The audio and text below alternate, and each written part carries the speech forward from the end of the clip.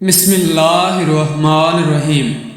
کیا آپ جانتے ہیں کہ سونے سے پہلے ایک چھوٹی سی غفلت ہماری روحانی کیفیت اور سکون کو متاثر کر سکتی ہے؟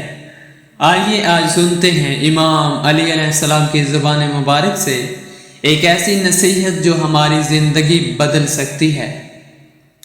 ایک عورت امام علی علیہ السلام کی خدمت میں حاضر ہوئی اور عرض کرنے لگی، یا علی، پہلے مجھ پر الہام ہوا کرتے تھے لیکن کچھ عرصے سے یہ سلسلہ رک گیا ہے۔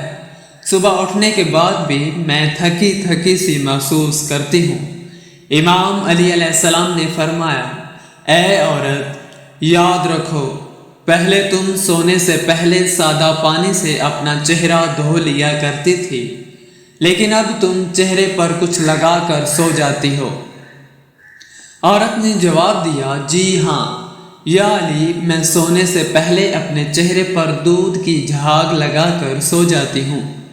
امام علی علیہ السلام نے فرمایا، اگر تم خوبصورتی کے لیے کچھ لگانا چاہتی ہو تو سونے سے کچھ دیر پہلے لگا لیا کرو، لیکن جب سونے کا ارادہ کرو تو اپنے چہرے کو سادہ پانی سے دھو لیا کرو، کیونکہ رات کے وقت اللہ کے فرشتے نیک انسانوں کے گھروں میں آتے ہیں اور ان پر اللہ کا نور نازل کرتے ہیں۔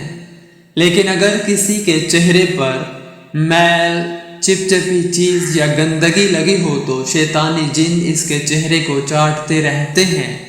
ایسے میں اللہ کے فرشتے دور دور رہتے ہیں اور الہام بھی رک جاتا ہے۔